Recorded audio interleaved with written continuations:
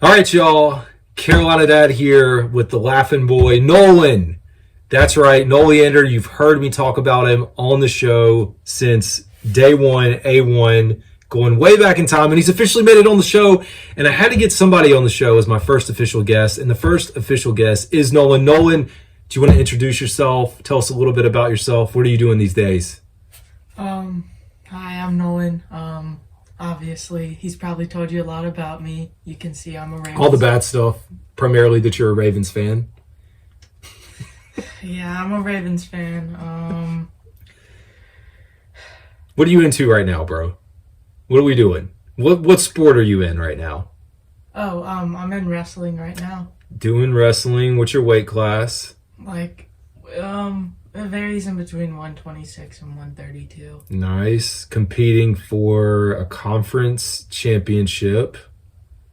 Yeah. And he doesn't want to say it, but Panthers fans that follow this show know about this. So I posted on X, which is now Twitter, a picture of Nolan's Student of the Week. You can go out there and find it. And guess what? Panthers fans are eating it up. That's right. 13,000 views on this one picture, 159 likes, 6 people reposted, 21 people commented. Everyone loves it. They're proud of Nolan.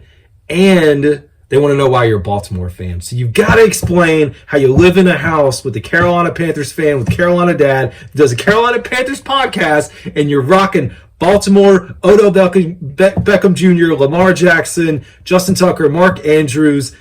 Name them all. How did you become a Baltimore fan? Well, it was because it was like whenever I was first getting into football, I was playing for Pop Warner, and the team was the Ravens. Mm-hmm. And so that's what made me first look at the Ravens. And then I realized that the Panthers were not bigger. He realized that Baltimore was good, and he jumped on the bandwagon with Lamar Jackson. That's the end of the story, folks. That's all you get to know. I'm just messing with you, dude. He did pick a good team, a team that wins almost every year, team that is very well run from the top down. I've gotten on the Lamar Jackson for MVP conversations. Y'all have heard me telling tons of people on here, well, not here, but on X, that Lamar is the MVP. That was a few weeks ago. We saw him demolish the San Francisco 49ers on national TV. Christmas Day. We're going to get into predictions here in just a second. All right, so I think before we really dive in, and I got to go back and pull up the games, and I just had them pulled up. We're going to predict all the other games. So as a Carolina Panthers fan, there's nothing to talk about right now except coaching searches. And we're going to skip the Texans and Ravens. They are the first game this weekend, tomorrow at 4:30 ABC. Baltimore is a 9.5-point favorite. It's huge. We're going to start with the Green Bay Packers, San Francisco 49ers. I'll kick it off for my prediction. So this game's at 8:15 on Fox. Speaking of 9.5-point favorites, San Francisco is favored by 9.5 points. So y'all all know, if you know my fandom, started way back with Green Bay because of my dad, and that's who he liked, and that's who I followed. My dad still loves Green Bay, family, friends, associates that are Green Bay fans. Green Bay would be pulling a pretty big upset if they come in here and knock off San Francisco, but I personally don't think it's going to happen this weekend. We're not going to predict scores or anything crazy. We're going to keep it very simple. And I should preface all this. Me and Nolan predicted our predictions. Y'all got to see mine. I was 4-2. Nolan himself was 4-2 as well. And so we're going to go through the rest of the way.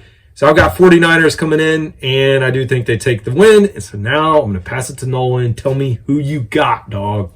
I got the 49ers here. Mainly 49ers. because these quarterbacks that are doing good and making it to the second round, like CJ Stroud and Jordan Love, it's their first year, or it's not Jordan Love's first year, it's his first year as a starter. Yep. And it's like they haven't been in the league as a starter long enough that the pressure is probably eventually going to get to them. Playing at San Francisco, too. And they're playing at San Francisco. San Francisco's had the bye. That's a tough game. And for a fact, I know that San Francisco is... I don't know if they're a fraud or not. The Ravens my gosh. She's thinking they're a fraud. Are you going to pick an upset? You just picked them. I'm gonna still take the 49ers. Oh, I wanted you to give me some house money there. All right, we'll move on to Saturday. This one's really interesting for Panthers fans. We have Dave Canales, offensive coordinator for the Bucs, interviewing for a head coaching job. We have Ben Johnson for the Lions. Ben Johnson just interviewed today for the Carolina Panthers job. The thing about this is whoever moves on, we're not going to be able to interview either of these folks until they get out of the conference championship game. Anyways, Buccaneers have played great as of late. I know they're coming out of the weakest division, which is the NFC South.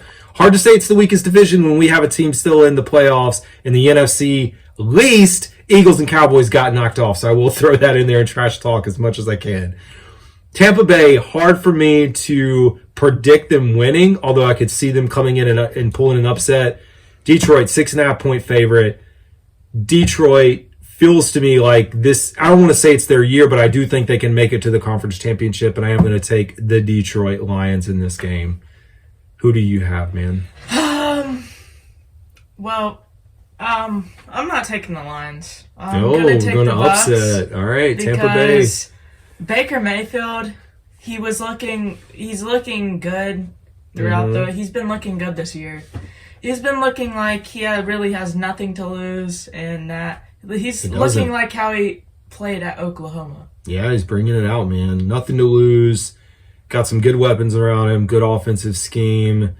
I do think they could pull this upset. Like, if I was to pick an upset, I think that's a really good upset to pick, and I could see the Bucs taking that game, which I think would shock a lot of people, especially NFC South fans that know that Tampa Bay was one of the teams we projected to finish last in the division, and here they are running through the playoffs, or at least got through the wild card. We'll see what they can do on Sunday. Final game Sunday is Chiefs and Bills. Feels like every single playoff now we get this game. This is the first time in Patrick Mahomes' history that he's had to travel in the playoffs. First time. So all these runs, he's hosted all home games. So this is big. It's big for Buffalo, big for snow. They're letting people come in and shovel snow for $20 again. So it'll be another wild weekend up there in Buffalo. And this is at Sunday night, 6:30. Buffalo is only a 2.5-point favorite, which means this game's probably going to be close. Identical records. Chiefs have been, I know they pulled it off last week, but towards the end of the season, kind of up and down. Buffalo has been hot more than ever. And I know I'm predicting. Actually, I'm going to let you predict first. Go ahead. Who you want? I think there's too much hype around Patrick Mahomes. Too much hype. The past couple of years, he's been probably in my top 3 favorite players, but this year it's I don't want him to win. Hater. I'm just messing. No, I'm not a hater. It's because everybody is all they say so much about him that he's so good. Whenever he's good himself, but his team is not the same team that he's had. No, it's definitely a different team this year, all around. His receivers, Travis Kelce specifically, has been dropping passes more than he has over the past. It's a Swiftie, man. He's invaded by Taylor Swift. She's taking over. She's distracting him, and that's what we all need. So who are you picking? Dang, you weren't even gonna let me talk. Go talk, man. Yeah, but he's had more drops than he's had in any of the past years. Yeah. And so I'm going to say the Bills are going to take this. Yeah, take the Bills. I know we're going to pick the same in the last game because I'm not going to pull. I feel good about the Ravens, not getting into it. The Chiefs can win this game. Can Josh Allen do it? I don't know. I don't know if Josh Allen can pull this off in that team. It's hard for me to imagine them not doing it.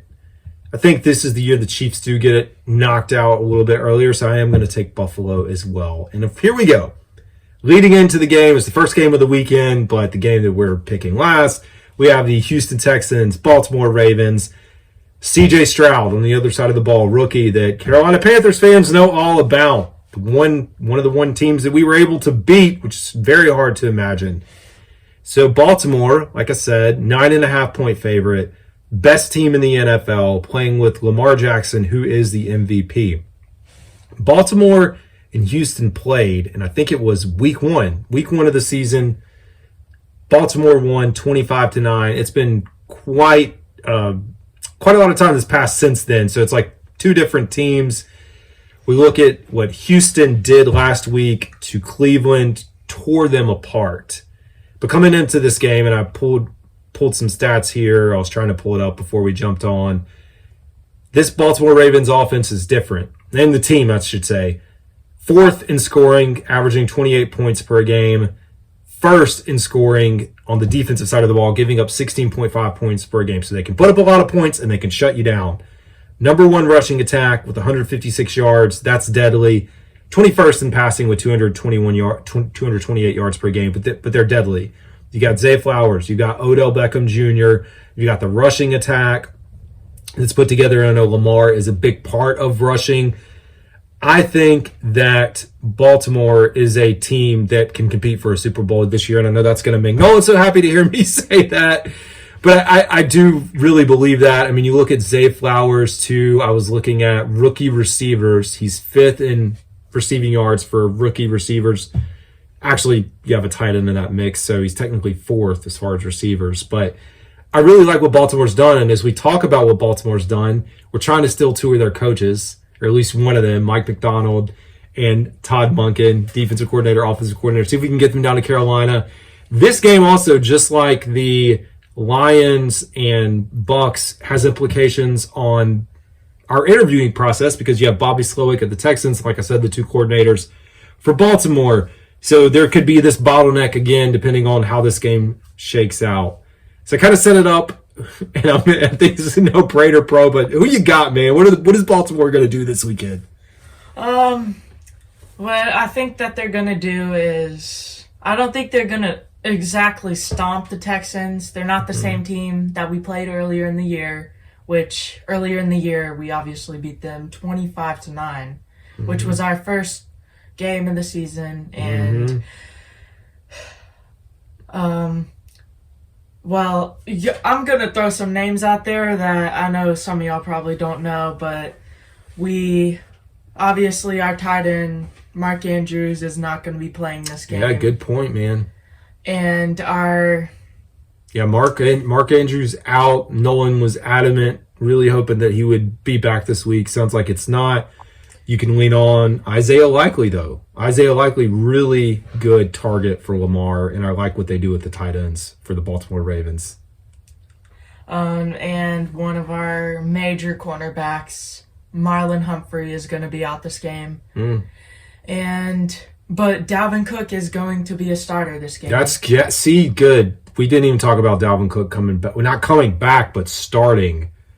Dalvin Cook, electric running back. I'm anxious to see how he's going to fit into this game when you already got Gus Edwards, Mitchell, Hill. Yeah, so I think that's going to be a really nice asset when you pair him along with everything else that this team can do, which is, I mean, they can tear it up. We didn't even get into Aguilar or Bateman. We talk about modeling a football team, and I think, compare the Carolina Panthers to this. I mean, they have weapons and a good offensive line, great defense, like we said. So, yeah, I look for Baltimore to take this one. What's your, I'm guessing you're going to pick Baltimore, right? Yeah, I'm picking Baltimore. All right, folks. So we will see how this plays out. If Baltimore wins, we'll continue to bring Nolan back onto the show to see if they can make our deep run in the playoffs. Anyways, this is Carolina Dad. This is Nolan. Y'all have a good one.